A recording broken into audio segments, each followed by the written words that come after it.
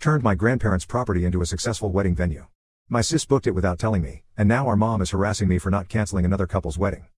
I am 29, my sister Mel is 25, I also have a younger sister, Kayla, 18. When I was just 12 years old, my mother decided to send me away from home to live with her parents. They lived a couple of states away, about 8 hours. She claimed they needed my help around their property, but I believe she simply didn't want to deal with a growing teenage boy. I'll admit, maybe I wasn't the easiest to deal with, I got in a lot of trouble. But I blame it on my curiosity. And I was bored. Luckily, my grandparents had an incredible estate in the mountains, featuring breathtaking views and wonderful animals such as horses, goats, a couple of cows, and other critters. They happened to be quite wealthy as well. Some context and a long-winded background story, being with them literally changed my life. There was so much to do around there, not just on the property, but I was able to ride my dirt bike around. There was fishing, hiking, and swimming. I met a lot of cool people who shared the same interests as me, and as much as I resented my mom for sending me away and not really having anything to do with me much after, I look back now and thank her for that, because I wouldn't be who I am today if I had stayed. Not only that, but I will say that she never had a great relationship with her own parents because she found them to be too strict. But their firmness gave me a sense of order and purpose that I was lacking. And they weren't cold people. I just like to think that she actually became jealous of the way that I was treated by them, because I think it was a lot different than her experience, for a number of reasons, but I think the times were different too. They were really working to get the farm to a good place financially, and I think that happened for them after my mom was long gone and moved out of their home.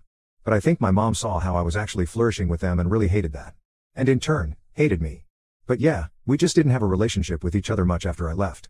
I mean, I never went back there, not even for holidays, so that says it all. My grandparents were such loving people and they were always encouraging me to just be me and learn and work hard. They taught me valuable life lessons that I've carried with me to this day. Even though they had money, I never looked at them as people who had money. They didn't flaunt it. They didn't push it in people's faces. They were so hard-working and generous. They worked for everything they ever had. And they were always giving what they could to people who didn't have much. Folks were always coming over and sitting at our kitchen table with us for lunches and dinners. Sundays was a special day for that. Anyways, I remember my mom always saying that she never really liked them because they were really strict with her and didn't let her do anything. So the minute she turned 18, she moved away to the city where she met my dad. And then she followed my dad a couple of states away, where they currently reside. He had taken advantage of this new job opportunity, and they got married and started a family. My parents ended up getting divorced shortly after I went to live with my grandparents. My grandparents said she used to sneak out of the house a lot and tried to get away with sneaking her boyfriend into the house, and they just wouldn't allow that. And I get that, that's sort of a rule they gave me while I lived with them too. No hanky-panky under their roof. I get it. But the older I got, the more I realized my mom was just a real wild one. So I guess the apple doesn't fall too far from the tree. And I think my grandparents tried to make up for that by how they treat me. I guess I never received the treatment that she got when she was with them. But whatever it is, they were more parents to me than my own parents. Unfortunately, they both passed away 4 years ago from COVID. They left me with the property, believing that I would appreciate and take care of it more than my mother and sisters who received money and other assets valued higher than the property. In the 4 years since, I have transformed part of the property into a popular wedding venue, and another part of the property in a pretty swell bed and breakfast. I've also made it possible to do your own pumpkin patch picking, and I've set up a little corn maze that people like to take part in the fall. My grandparents really set me up for life, and I'm so grateful for them.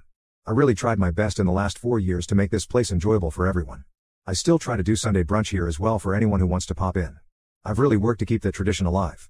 And because of all of that, this property really does give back to me in so many ways. I feel very fortunate. The wedding venue is a popular spot and is typically booked out for about 8 months of the year. When my sister Mel got engaged a year ago, she immediately expressed her desire to have her wedding at our property. I eagerly agreed, but reminded her to let me know the date as soon as possible so I could ensure its availability on the calendar. So a bit of context with my sisters, we maintained a pretty good relationship growing up. They'd come to spend about a month or two with me and our grandparents every year. Like I said, I never went back home. But we had so much fun together. We didn't ever talk about our mom, we just existed together. And it was great. It was nice to have them around.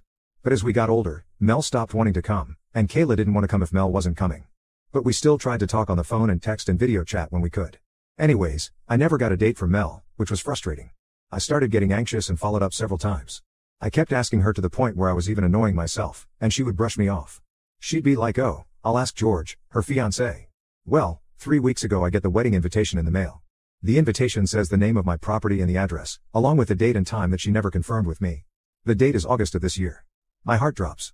June to August are busiest months and I already know they're booked up. I quickly phoned her to let her know that the date she requested has already been booked and I'm sorry, but I'm unable to make room for her. Then I ask why she didn't tell me sooner.